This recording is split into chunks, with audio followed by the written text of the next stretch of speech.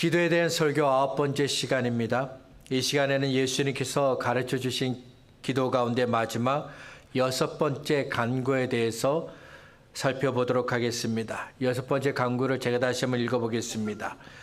우리를 시험에 들게 하지 마시옵고 다만 악에서 구하시옵소서.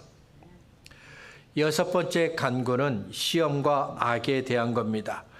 우리를 위한 세 개의 간구 가운데 가장 영적인 부분으로 다루어집니다. 하나님에 대해서 관심이 있고 믿음에 대해서 관심이 있고 영적인 성장에 관심 있는 사람들에게 매우 도움이 되는 간구입니다.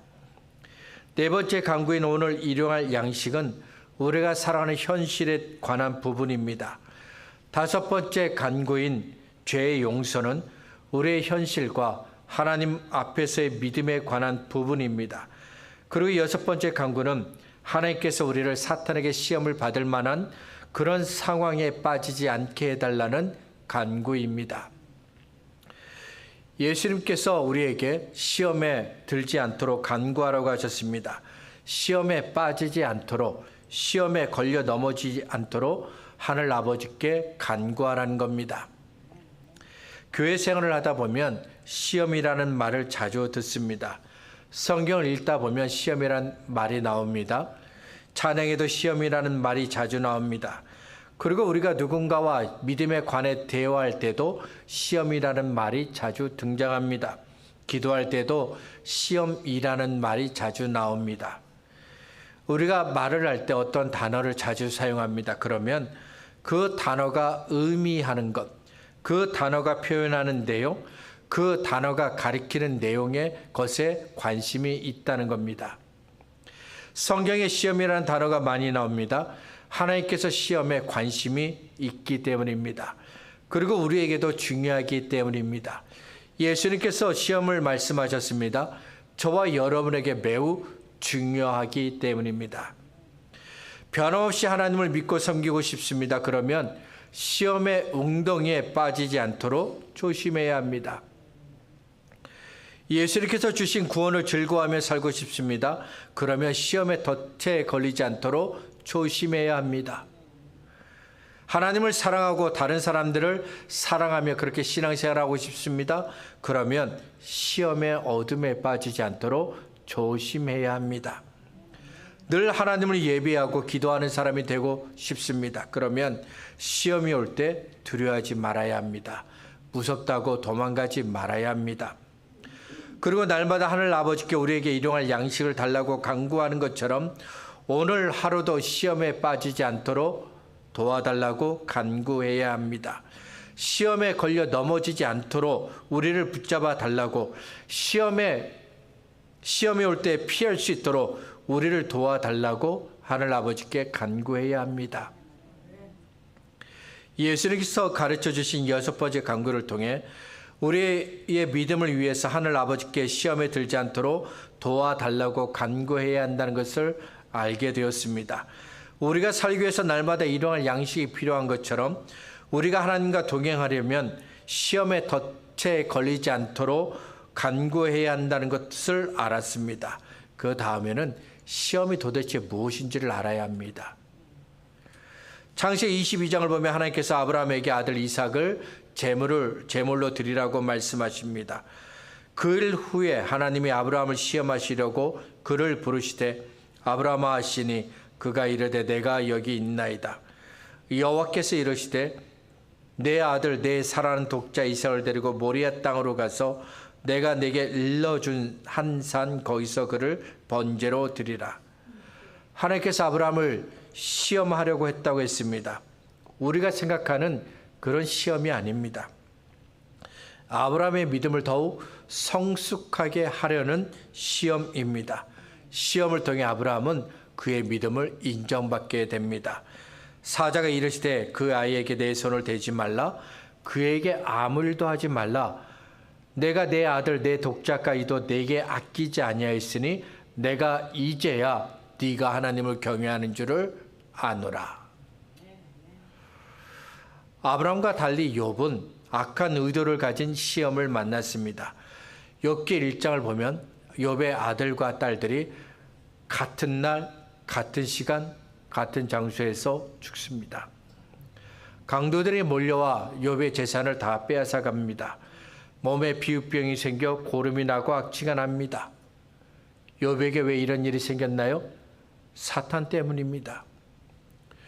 욥은 순전하고 정직하고 하나님을 경외하고 악에서 떠난 사람이었습니다. 사탄은 하나님을 경외하고 악에서 떠난 욥이 싫었습니다. 하나님께서 주신 것들을 빼앗으면 더 이상은 하나님을 믿지 않을 것이라고 생각했습니다. 그래서 하나님께 허락을 받아 욥에게 고통을 줍니다. 사탄이 여호와께 대답하여 이르되 욥이 어찌 까닭없이 하나님을 경외하리이까? 주께서 그와 그의 집과 그의 모든 소유물을 울타리로 두르심 때문이 아니니까. 주께서 그의 손으로 하는 말을 복되게 하사 그의 소유물이 땅에 넘치게 하셨음이니이다. 이제 주의 손을 펴서 그의 모든 소유물을 치소서. 그리하시면 틀림없이 주를 향하여 욕하지 않겠나이까? 여호와께서 사탄에게 이르시되 내가 그의 소유물을 다 내 손에 맡기노라. 다만 그의 몸에는 내 손을 대지 말지니라. 사탄이 곧 여호와 앞에서 물러가니라. 사탄은 하나님을 믿지 못하게 하라는 악한 의도를 가지고 욥에게 고통을 주었습니다. 이것이 바로 우리가 흔히 말하는 시험입니다. 야고보서 1장은 아브라함이 받은 시험과 욥이 받은 시험을 구분해서 말씀합니다. 먼저 우리의 믿음을 더욱 성숙하게 하려는 시험입니다. 우리에게 더 좋은 것을 주시려는 시험이라는 겁니다. 야고보서 1장 2절과 3절입니다. 내 형제들아 너희가 여러 가지 시험을 당하거든 온전히 기쁘게 여기라. 이는 너희의 믿음의 시련이 인내를 만들어내는 줄 너희가 알미라. 여기서 말씀한 시험이 바로 아브라함이 받은 시험입니다.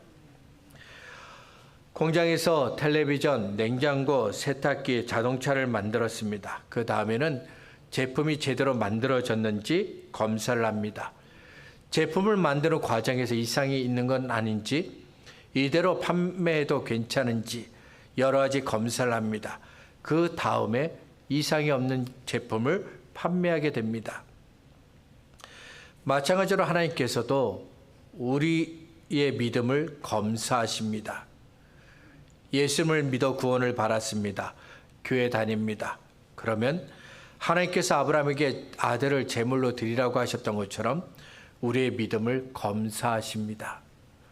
여기서 중요한 건 하나님의 검사를 받을 만한 자격이 되어야 한다는 겁니다. 오랜 시간 교회를 다녔는데 믿음이 자라지 않습니다.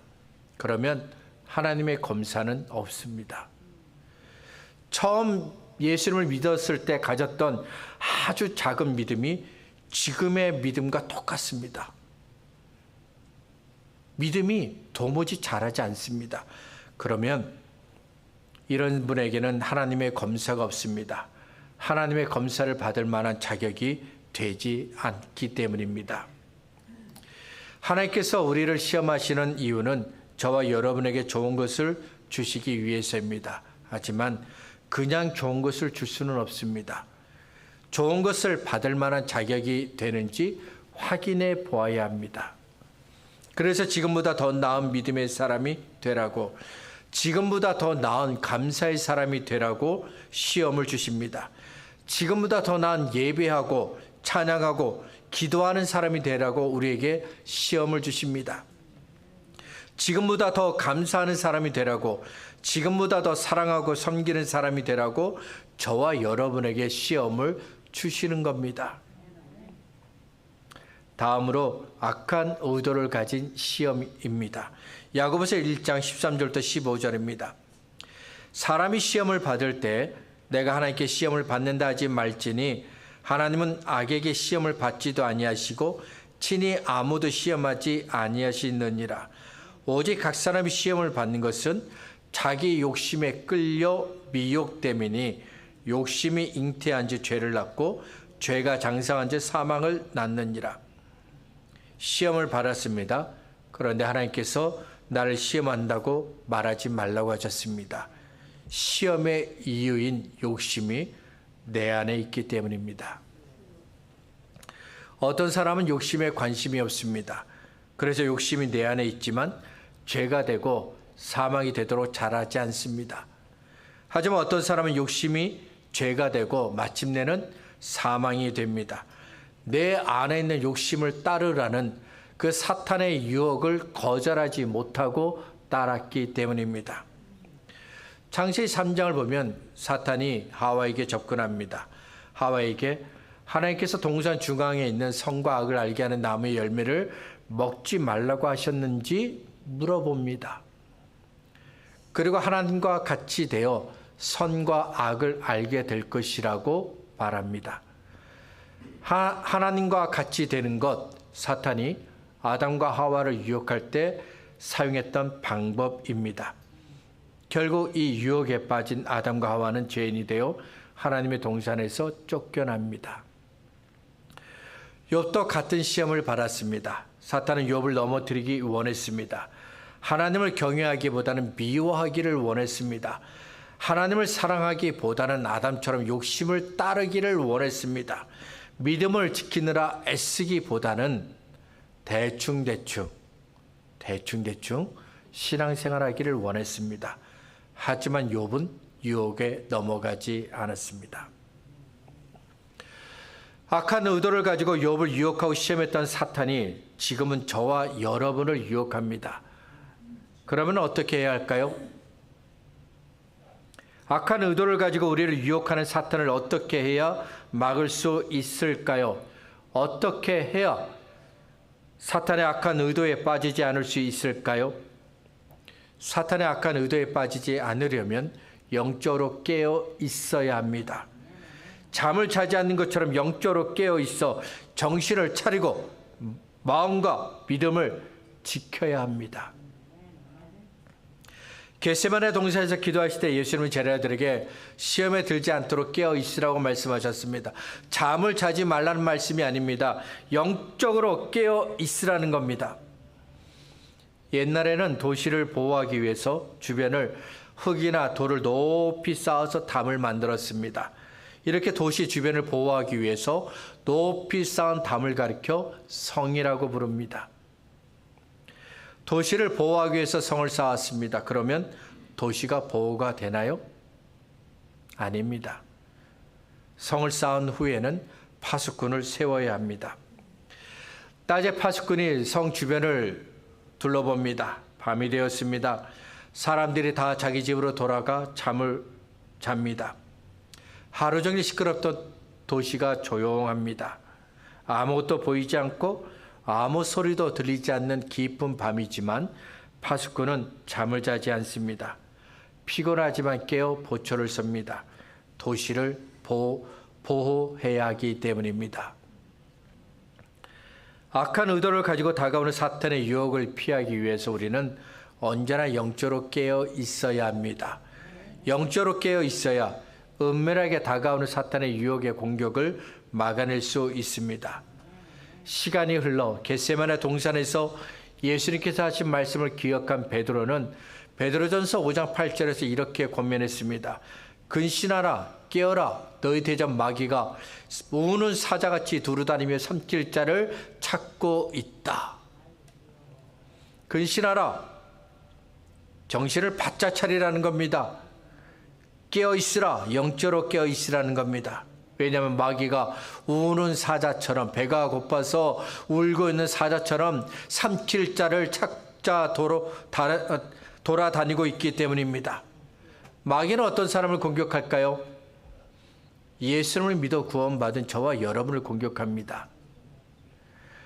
예수님을 거절하고 믿지 않는 사람은 내버려 둡니다. 가만히 내버려 둬도 알아서 지옥으로 갑니다.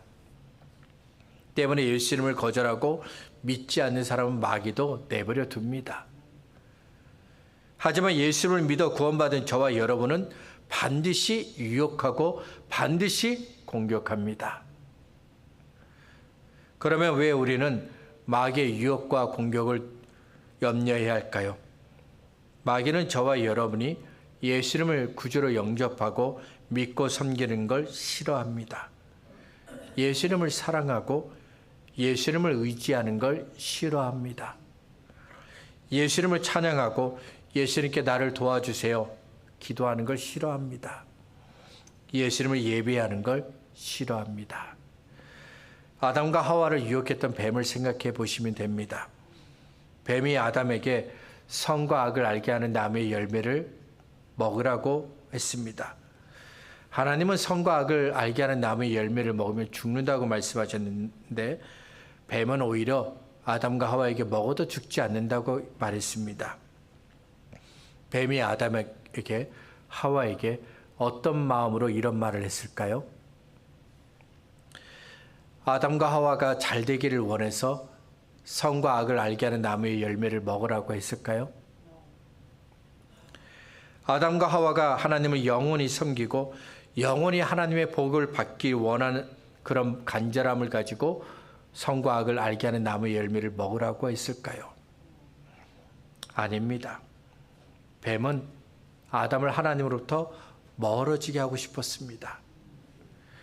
아담을 창조하신 후 보시기에 심히 좋았다고 말씀하신 하나님을 더 기쁘게 하기 위해서 유혹한 것이 아닙니다. 하나님께서 기뻐하신 아담을 하나님께서 미워하시는 사람이 되게 하기 위해서 유혹한 겁니다. 하나님과의 교제를 막기 위해서 유혹한 겁니다.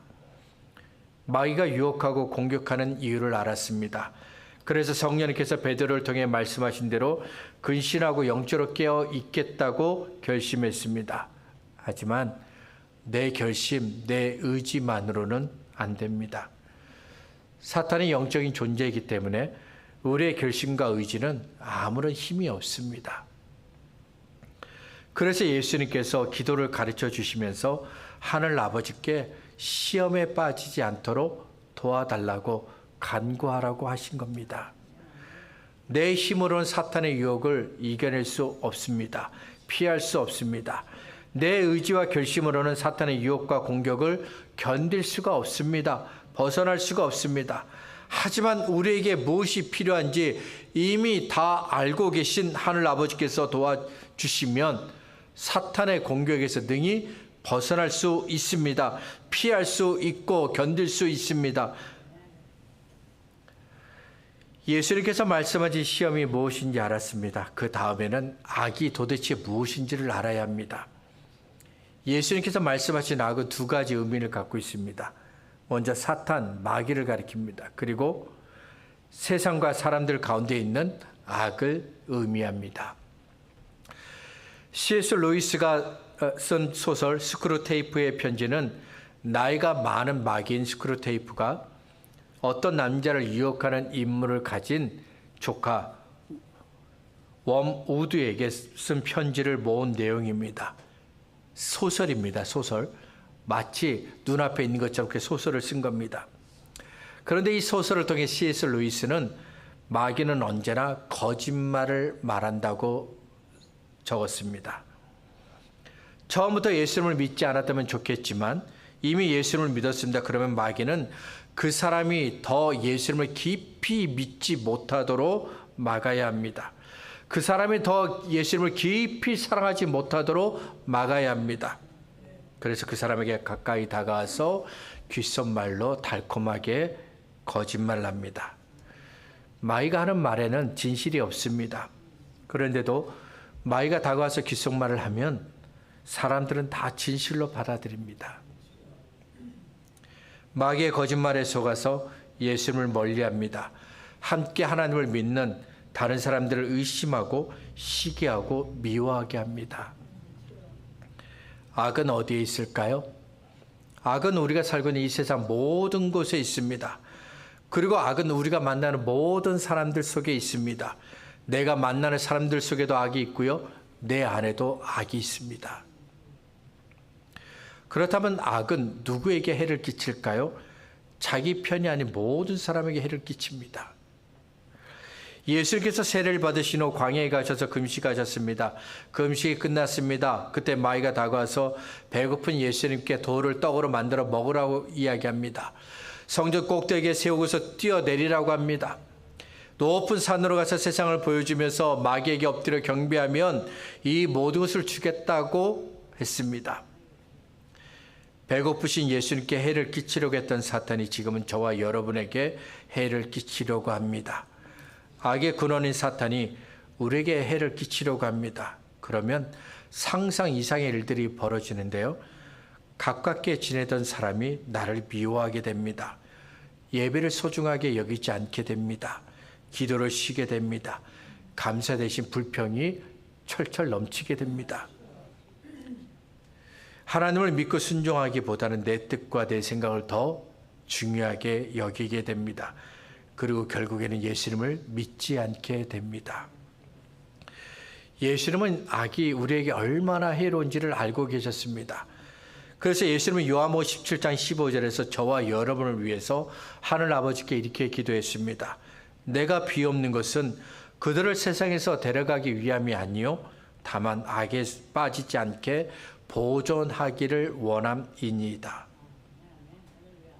악에 빠지지 않도록 보호받기를 원합니다. 예수님은 우리에게 악에서 구원해 달라고 간구하라고 하셨습니다. 악이 우리를 해치지 않도록 지켜달라고 간구하라는 겁니다. 왜냐하면 하나님과 우리의 교제가 절대로 깨어지면 안 되기 때문입니다. 하나님과 교제하고 싶습니다. 언제나 하나님 앞에 있기를 원합니다. 하나님을 예배하고 기도하고 찬송하고 싶습니다. 그렇다면 내 안에 죄가 있으면 안 됩니다. 우리에게 죄가 있으면 안 됩니다. 하나님께서 먹지 말라고 하신 선과 악을 알게 하는 나무의 열매를 아담이 먹었습니다. 그 다음에 아담에게 무슨 일이 일어났나요? 먹지 말라고 하신 선과 악을 알게 하는 나무의 열매를 먹은 하와를 하나님께서 어떻게 하셨나요? 하나님께서 아담과 하와를 하나님의 동산에서 쫓아내셨습니다. 다시는 들어오지 못하도록, 동산에 들어오지 못하도록 아예 막아버리셨습니다. 하나님께서 왜 이렇게 하셨을까요? 죄가 하나님과 우리의 교제를 깨뜨렸기 때문입니다. 내 안에 죄가 있습니다. 그러면 하나님과의 교제가 막힙니다. 하나님의 이름을 부르지 못하게 됩니다. 하나님을 찬송하지 못하게 합니다. 하나님을 예배하지 못하게 하고 하나님께 기도하지 못하게 하고 하나님의 도움을 구하지도 못하게 합니다. 그리고 하나님도 죄를 품고 있는 우리를 멀리 하십니다. 예수님을 거절하고 예수님을 믿지 않는 사람들에게 악은 더 지옥으로 가는 연료입니다. 악은 예수님을 믿어 구원받은 저와 여러분에게는 도무지 유익하지 않습니다. 때문에 우리는 악에서 벗어나야 합니다. 우리를 악에서 구원해 달라고 날마다 하나님께 간구해야 합니다. 여섯 번째 간구를 통해 예수님은 저와 여러분이 악한 의도를 가진 마귀의 시험에 빠지지 않게 해달라고 하늘 아버지께 간구하라고 하셨습니다. 그리고 더 적극적으로 악이 우리를 덮지 않도록 하늘 아버지께 도움을 구하라고 하셨습니다. 마음을 지키고 믿음을 지키기에 너무도 약한 우리를 악에서 구원해 달라고 하늘 아버지께 간구하라고 하셨습니다. 우리는 늘 하늘 아버지께 악에서 구원해 달라고 간구해야 합니다. 악이 우리를 덮지 않도록 간구해야 합니다. 악이 우리를 악한 길로 끌고 가지 않도록 간구해야 합니다. 악이 우리의 마음과 믿음을 빼앗아가지 않도록 간구해야 합니다. 악이 우리 안에 있는 이 감사와 소망을 빼앗아가지 않도록 간구해야 합니다. 말씀을 정리하겠습니다. 히브리서 11장에는 우리가 닮고 싶어하는 믿음의 사람들이 있습니다. 그들은 많은 환난과 역경을 겪었습니다. 그런데도 그들은 악한 의도를 가지고 다가오는 마귀의 유혹에 빠지지 않았습니다. 악에서 구원받았습니다. 날마다 하늘 아버지께 악한 의도를 가진 마귀의 유혹에 빠지지 않게 해달라고 간구했기 때문입니다. 날마다 악에서 구원해 달라고 하늘 아버지께 간구했기 때문입니다. 밤이 지나고 아침이 되었습니다. 오늘 하루를 살기 위해서 일용할 양식을 달라고 하늘 아버지께 간구했던 것처럼 오늘 하루도 악한 의도를 가지고 다가오는 사탄의 유혹에 빠지지 않게 해달라고 하늘 아버지께 간구하시기 바랍니다. 오늘 하루도 악에서 나를 구원해 달라고 하늘 아버지께 간구하시길 바랍니다. 그래서 날마다 하나님과 교제하는 저와 여러분이 되시기를 바랍니다. 날마다 하나님께로 한 걸음 더 가까이 다가가는 저와 여러분 우리 모두가 되시기를 바랍니다.